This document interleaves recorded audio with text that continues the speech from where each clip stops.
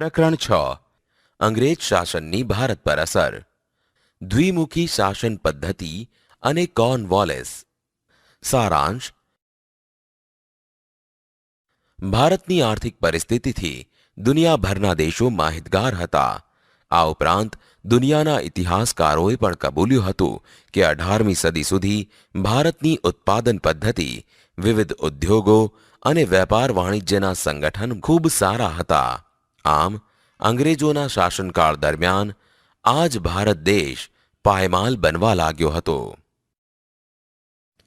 સૈદ્ધાંતિક સમજ દ્વિમુખી શાસન પદ્ધતિ બક્સરના યુદ્ધ બાદ બંગાળ, બિહાર અને ઓરિસ્સામાં મહેસૂલ ઉઘરાવવાની સત્તા અંગ્રેજોને અને પ્રજાકીય કાર્યો કરવાની જવાબદારી નવાબ પર મૂકવામાં આવી. આમ બે જુદી જુદી શાસન પદ્ધતિથી ચાલતી આ શાસન પદ્ધતિ દ્વિમુખી શાસન પદ્ધતિ તરીકે ઓળખવામાં આવી. આમ અંગ્રેજો વધુને વધુ મહેસૂલ ઉઘરાવવા લાગ્યા. પરિણામે ખેડૂતો ઘરના દાગીના વેચીને પણ મહેસૂલ ન ભરી શક્યા અને અંતમાં અમુક ખેડૂતોની જમીનો દેવામાં ડૂબી અને અમુક ખેડૂતો જમીનદારની શાહુકારીની વ્યાજ પ્રથાનો ભોગ બન્યા.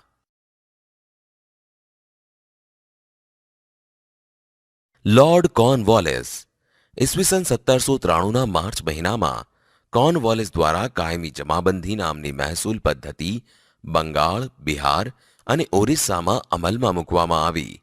આ પદ્ધતિ મુજબ કંપનીએ દર વર્ષને અંતે આપવાની મહેસૂલ નક્કી કરી તેમજ જમીનના કાયમી હક જમીનદારોને આપીને અંગ્રેજોએ પોતાની આવક નિશ્ચિત કરી પોતાની પાસે મોટો જમીનદાર વર્ગ ઊભો કર્યો હતો. આમ ખેડૂત તનતોડ મહેનત કરીને ટાઢ તડકો વેઠીને પાક ઉત્પન્ન કરતા, જ્યારે તેમનું અંતમાં શોષણ જ થતું. કોર્નવોલિસના સમયમાં ઘણા વહીવટી સુધારાઓ પણ થયા હતા. અંગ્રેજ કંપનીના વહીવટી અધિકારીઓ અને કર્મચારીઓના પગારમાં વધારો કરી તેમની કાર્યક્ષમતા વધારી.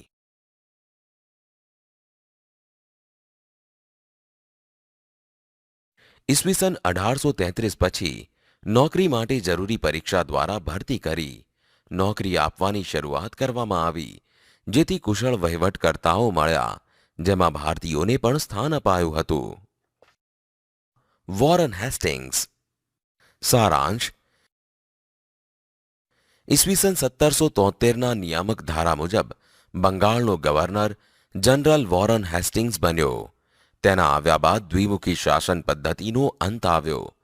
ઉપરાંત કંપનીની તિજોરી મુર્શિદાબાદથી કલકત્તા ખસેડવામાં આવી તેમજ મહેસૂલ ઉઘરાવવાનું કામ રેવન્યુ કલેક્ટરને સોંપવામાં આવ્યું.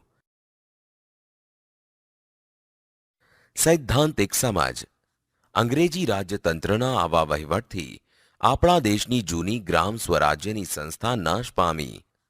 આ ગ્રામ પંચાયતોથી દરેક ગામ એક પ્રજાસત્તાક જેવું લાગતું તેમજ તે દેશની કરોડરજ્જુ સમાન પણ હતી.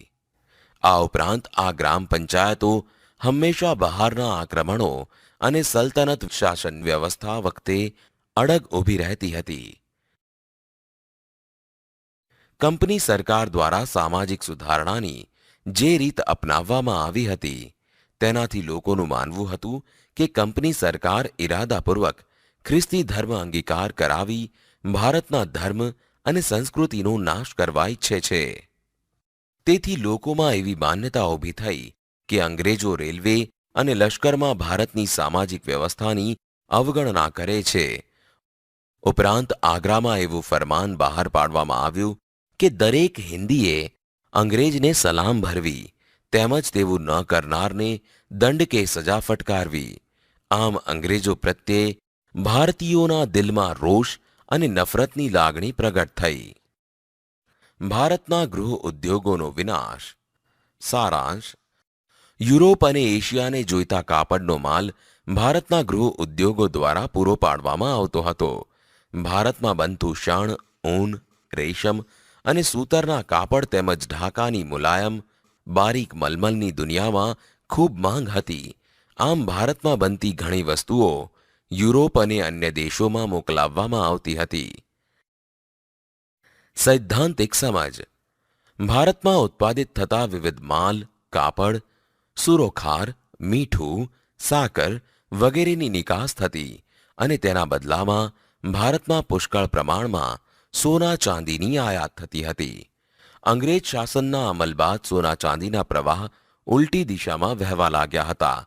એટલે કે ઔદ્યોગિક ક્રાંતિની શરૂઆતમાં જ અંગ્રેજોએ આજની ગણતરી મુજબ બંગાળમાંથી 500 કરોડ રૂપિયાની કમાણી કરી લીધી હતી. ભારતમાં ઉત્પાદિત થતો કાચો માલ અને એકઠા કરેલા રૂપિયાની મદદથી ઇંગ્લેન્ડમાં ઉદ્યોગો વિકસવા લાગ્યા. ઇંગ્લેન્ડમાં બનેલો કાચો માલ ભારતમાં જકાત વગર દાખલ કરવામાં આવતો, જ્યારે ભારતના કાપડ પર 80% સુધીની જકાત નાખી ઇંગ્લેન્ડ મોકલવામાં આવતો. પરિણામે ભારતમાં ઉત્પન્ન થતો માલ મોંઘો પડવા લાગ્યો. આ કારણોસર ભારતના કાપડ બનાવવાના, ધાતુઓના, કાચના, કાગળના, વહાણો બાંધવાના વગેરે હુન્નર ઉદ્યોગો નાશ પામ્યા. તેથી લાખો કારીગરો બેકાર બનતા ભારતમાં ગ્રામ્ય કારીગરોની ગરીબાઈ વધી. અંગ્રેજો દ્વારા થયેલા સુધારાઓ. સારાંશ: ભારતમાં વિલિયમ બેન્ટિકે ગવર્નર જનરલ તરીકે ઈસવીસન 1825થી 1835 સુધી સત્તા સંભાળી હતી. અંગ્રેજ સત્તાને સ્થિર કરવામાં તેણે મહત્વની ભૂમિકા ભજવી હતી. તેમજ તે સામ્રાજ્યવાદી હતો.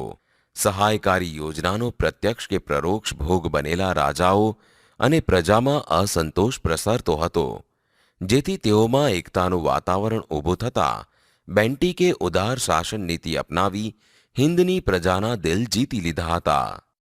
સૈદ્ધાંતિક સમજ: રાજા રામમોહન રાય અને બીજા સુધારકો દ્વારા સતી થવાનો કુરિવાજ બંધ કરાવવા ઘણા સમયથી પ્રયાસો થતા હતા. ત્યારે બેન્ટિકે સુધારકોની વિનંતી માન્ય ગણીને આ રિવાજ અટકાવતો એક કાયદો ઈસવીસન 1829માં અમલમાં મૂક્યો. બેન્ટિકના સમયમાં અંગ્રેજ અમલદારો ભારતમાં થતા કુરિવાજો અટકાવવાના પ્રયત્ન કરતા હતા, પરંતુ આ સુધારાઓને ભારતના રૂઢિચુસ્ત લોકો શંકાની નજરે જોતા હતા. કંપની સરકાર દ્વારા કેળવણી માટે દર વર્ષે 1 લાખ રૂપિયા ખર્ચવાનો ઠરાવ પસાર કરવામાં આવ્યો હતો, પરંતુ તેનો અમલ ન થયો. અંતે બેન્ટિક દ્વારા શિક્ષણ સમિતિની રચના કરવામાં આવી અને ઈસવીસન 1834માં મેકોલે નામના અંગ્રેજ ધારાશાસ્ત્રી દ્વારા અંગ્રેજી શિક્ષણની શરૂઆત કરવામાં આવી. અંગ્રેજી શિક્ષણ શીખવાની હોડમાં ભારતીયો પોતાના પૂર્વજો દ્વારા વિકસાવેલી પ્રાચીન વિદ્યાઓ શીખવાનો લાભ ગુમાવવા લાગ્યા, તેમજ ગાંધીજી તેને ગુલામીની કેળવણી કહેવા લાગ્યા. આ સમય દરમિયાન ઈસવીસન 1857માં મુંબઈ, ચેન્નઈ અને કલકત્તામાં યુનિવર્સિટીઓની સ્થાપના થઈ અને આ અંગ્રેજી શિક્ષણથી ભાગેલા કર્મચારીઓ અંગ્રેજોને મળવા લાગ્યા અને રાષ્ટ્રવાદી માનસ ઘડાવા લાગ્યો.